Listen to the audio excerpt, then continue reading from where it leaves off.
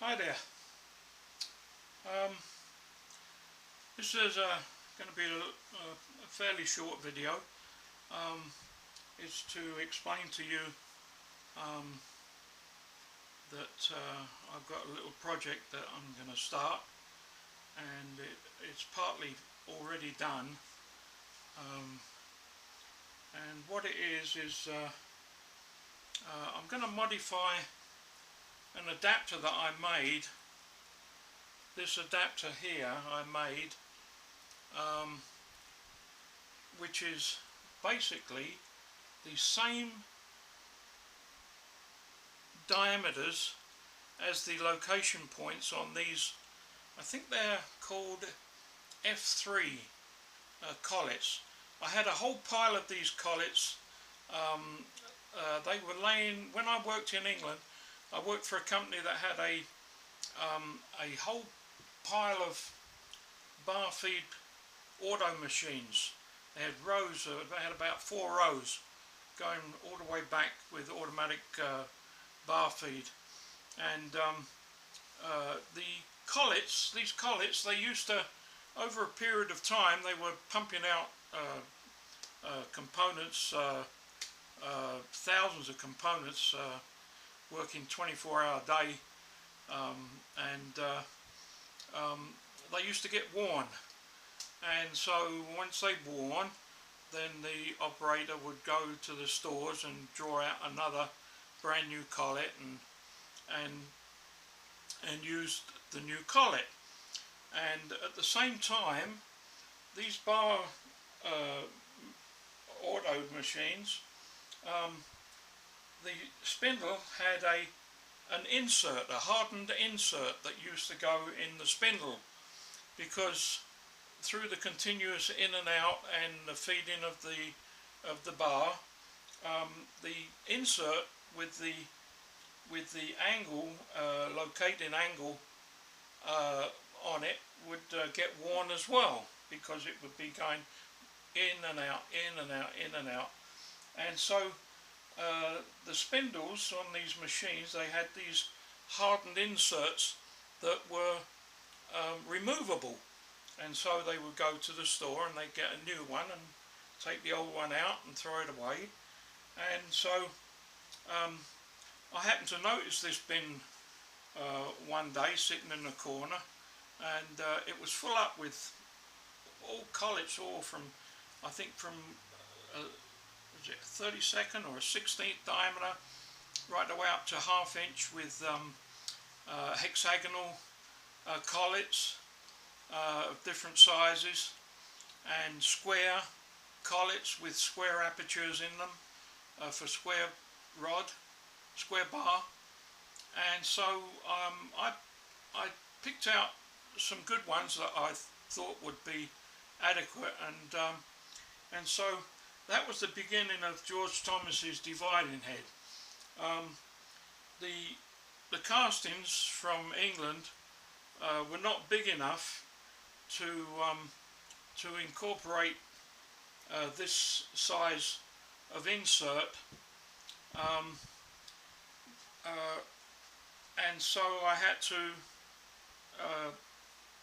come up with a new size, but of course I didn't have a casting, so I managed to find a big aluminium block that was sitting in the tray, and I took that and started shaping the unit around the collet sizes and the insert. And so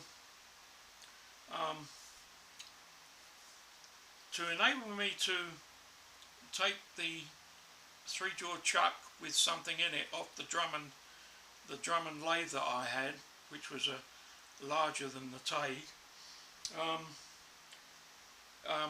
I needed to make an adapter to fit into the sleeve. And so I came up with this unit here, which I machined, and it's threaded at the end and it's threaded at the front, and that was for the Drummond Spindle so that enabled me, once I got this made, and that fits in the sleeve like that with a drawer bar, that that fits in the back and pulls it in and locks it up. And so because I had these collets, I thought, well, I've got the insert, so I fitted the insert and made the spindle, the actual spindle, larger than George's dimensions, and so I threaded the outside, the nose of the spindle, to incorporate these collets. So I now have a dividing head that will take my, or at the time it would take my 4-inch chuck. It would also allow me to use the collets as well. So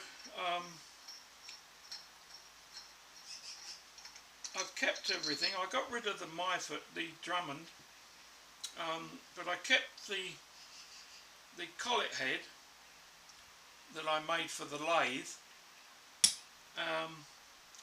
and I kept the collets because I thought, well, maybe I'll be able to use them on the little milling machine, because this is a nice size for the small Taig milling machine. And so I now have the problem that if I want to take anything off of the Taig in the jaw, in the 3-jaw or the 4-jaw, I've got nothing to screw it on to here. So it occurred to me that instead of making a new one of these with the 3/4 16 thread on the front end instead of this larger thread, I no longer need this. I can no longer use this now because I don't have the chuck. The chuck went with the lathe, and so this really is of no use to me anymore. So it's this is the project that I'm going to do now. Is I'm going to modify this, and I'm going to machine the thread down and put a new thread on to fit the 3-inch chuck of the Taig. So that is what I intend doing, and I haven't even thought about how I'm going to do the thread yet. I don't even know if I have a die.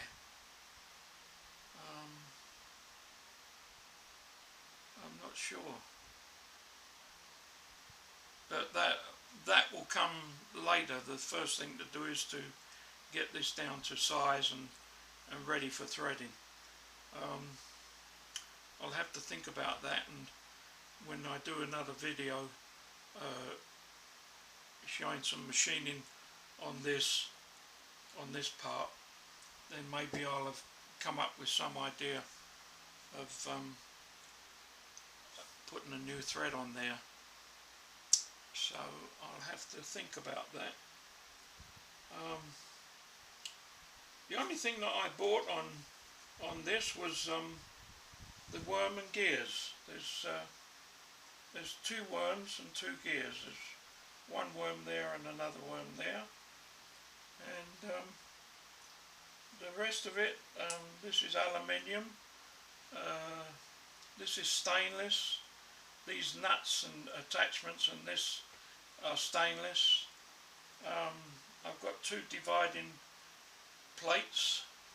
This is all stainless, 304 stainless. I think this is even stainless, this unit here. Of course the dividing plates are stainless as well. I did them at work,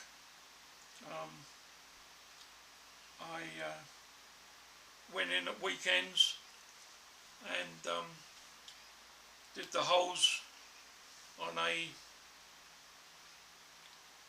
CNC mill that